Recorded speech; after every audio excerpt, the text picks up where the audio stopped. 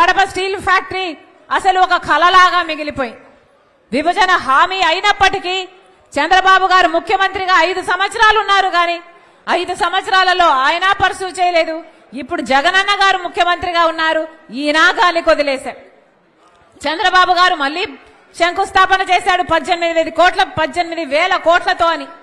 మళ్ళీ జగనన్న గారు ముఖ్యమంత్రి అయ్యారు. ప్రతిపక్ష నాయకుడుగా ఉన్నప్పుడు జగనన్న గారు దీక్షలు చేశారు, ఎందుకు రావట్లేదని ప్రశ్నించారు. తీరా జగనన్న గారు ముఖ్యమంత్రి అయ్యాక ఇప్పుడైనా కడప స్టీల్ ఫ్యాక్టరీ వచ్చిందా అంటే అది కూడా రాలేదు. శంకుస్థాపనలకు మాత్రమే పరిమితమయ్యారు. ఒకదాని తర్వాత ఒకదాని ఎన్నిసార్లు శంకుస్థాపనలు చేస్తారు? పోనీ ప్రాజెక్ట్ వచ్చిందా? బీజేపీతో మీ దోస్తీ కనీసం దీనికైనా పనికొచ్చిందా? బీజేపీతో చట్టాపట్టాలు వేసుకుని తిరుగుతున్నారు కదా, అటు చంద్రబాబు గారైనా ఇటు వైసీపీ జగనన్న గారైనా. మరి కనీసం ఈ కడప జిల్లాకు కనీసం ఇదైనా తెచ్చుకోగలిగారా అంటే ఇది కూడా తెచ్చుకోవడం చేత కాలేదు. అంటే ఇక మరి కడప ప్రజల పట్ల మీకు ప్రేమ ఉంది అని మీరు ఎలా నిరూపించుకున్న వారైతారు అని ప్రశ్నిస్తున్నాం. రాజశేఖర రెడ్డి గారు ముఖ్యమంత్రిగా ఉన్న రోజుల్లోనే కడప నుంచి బెంగళూరు వరకు రైల్వే లైన్ పడాలని రాజశేఖర రెడ్డి గారి కల. ఈ రాజశేఖర రెడ్డి గారి కలను నెరవేర్చడమైనా పోనీ ఈ ప్రభుత్వానికి చేతనైందా అంటే అది కూడా చేతగాలేదు.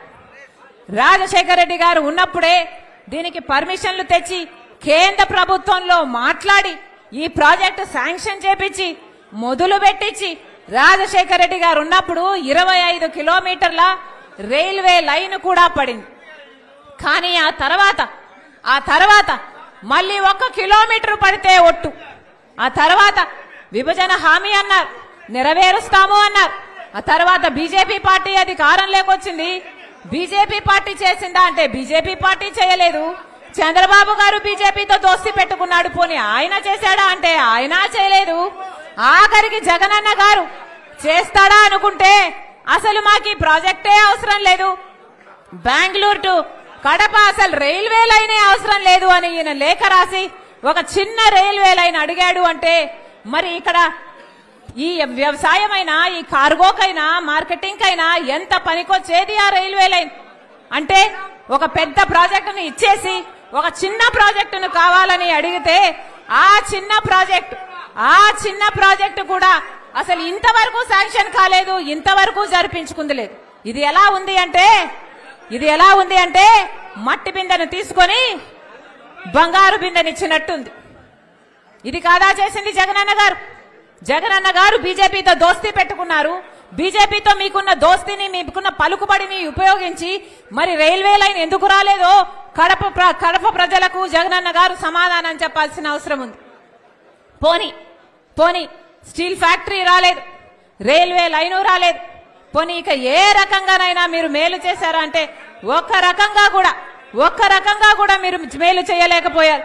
కనీసం అన్నయ్య ప్రాజెక్టులో మెయింటెనెన్స్ కూడా చేయకపోతే, దాని గ్రీసింగ్ మెయింటెనెన్స్ చేయకపోతే ఆ గేట్లన్నీ కొట్టుకుపోతే ఆ వరద నీరంతా వచ్చి 450 కుటుంబాలు ఇల్లు కోల్పోయాయి, 40 మంది ప్రాణాలు కోల్పోయారు. ఎంతమంది అసలు పశువులు ఎన్ని చచ్చిపోయాయి, ఎంత నష్టం జరిగింది, ఆస్తి నష్టం ఎన్ని వేల కోట్ల జరిగింది. పోనీ అదైనా ఆదుకున్నారా అంటే సర్కారు చేసిన తప్పుకు పాపం ప్రజలు బలైపోతే ఈ రోజుటి వరకు వాళ్ళ ఇల్లు లేకుండానే బతుకుతున్నారు తప్ప పోనీ వాళ్ళని ఆదుకున్న పాపాన కూడా పోలే. మరి జగనన్నకు కడప జిల్లా పట్ల ప్రేమ ఉంది అని ఎలా నమ్మడు, ఎలా విశ్వసించడం, ఎలా నిరూపించుకుంటారు? మీరు బీజేపీతో మీరు దోస్తీ పెట్టుకున్నారు, బీజేపీకి మీరు చట్టాపట్టాలు వేసుకుని తిరుగుతున్నారు, బీజేపీకి మీరు బానిసలై ప్రతి దాంట్లోనూ వాళ్లకు సపోర్ట్ చేస్తున్నారు, వాళ్లకు మద్దతు ఇస్తున్నారు. ఇదేనా రాజశేఖర రెడ్డి గారు చేసిండే పని? ఒకవేళ రాజశేఖర రెడ్డి గారే బ్రతికుంటే బీజేపీకి మద్దతు ఇచ్చునా? రాజశేఖర రెడ్డి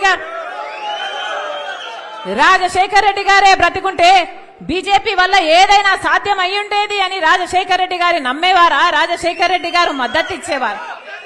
మరి రాజశేఖర రెడ్డి గారి ఆశయాలను నిలబెట్టిన వాళ్ళు ఎలా అవుతారు మీరు అని అడుగుతున్నాం.